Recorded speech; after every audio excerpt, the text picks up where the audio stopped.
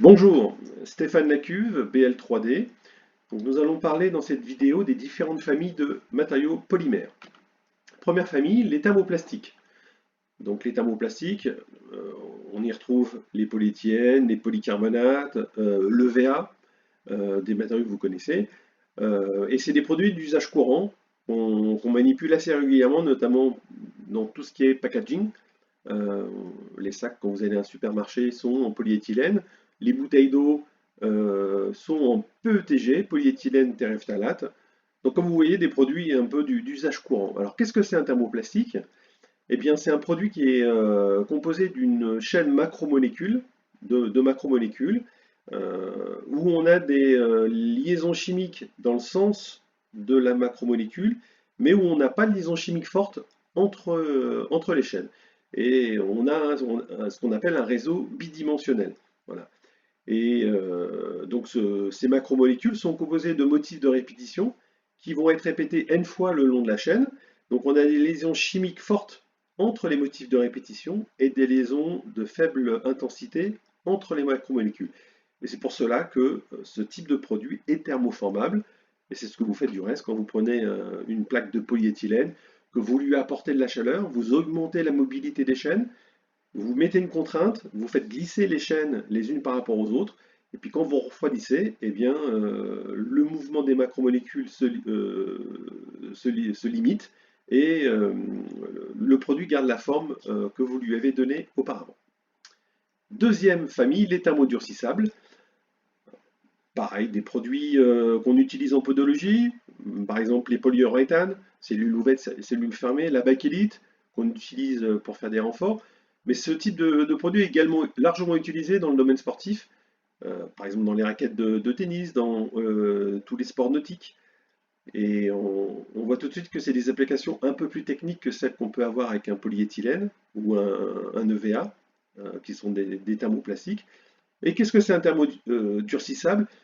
C'est le même principe qu'un thermoplastique. On a toujours un motif de répétition qui est répété n fois le long d'une chaîne avec des liaisons chimiques entre ces motifs de répétition.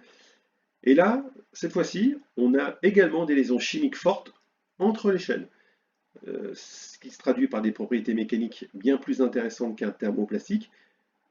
Mais le produit n'est pas thermoformable du fait de ce réseau tridimensionnel et de la présence de liaisons chimiques fortes dans les différents axes. Enfin, dernière famille, les caoutchoucs.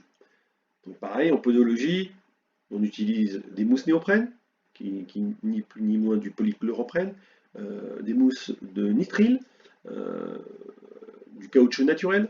Donc ça c'est pareil, c'est des produits qui sont d'usage courant. Le gros consommateur de caoutchouc, c'est l'industrie des pneus, du pneumatique, et puis de la chaussure aussi, hein. Beaucoup de semelles sont réalisées à base de caoutchouc. Donc qu'est-ce que c'est un caoutchouc? Je dirais simplement, c'est un mi-chemin entre un thermoplastique et un thermodur.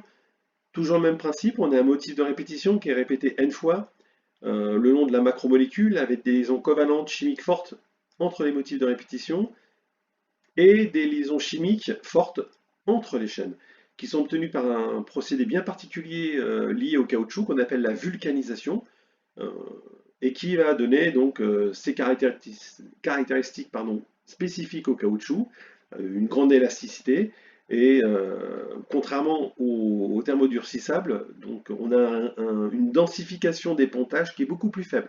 C'est pour ça qu'on a beaucoup d'allongements, et c'est une des caractéristiques bien particulières des caoutchoucs, c'est des allongements très importants et une grande élasticité. Et bien entendu, ces produits ne sont pas thermoformables. Ce qu'il faut retenir, donc, c'est que les polymères sont constitués de macromolécules et que ces macromolécules sont elles-mêmes constituées d'un motif de répétition. Et c'est ce motif de répétition qui va être à l'origine du nom du polymère et également de ses propriétés.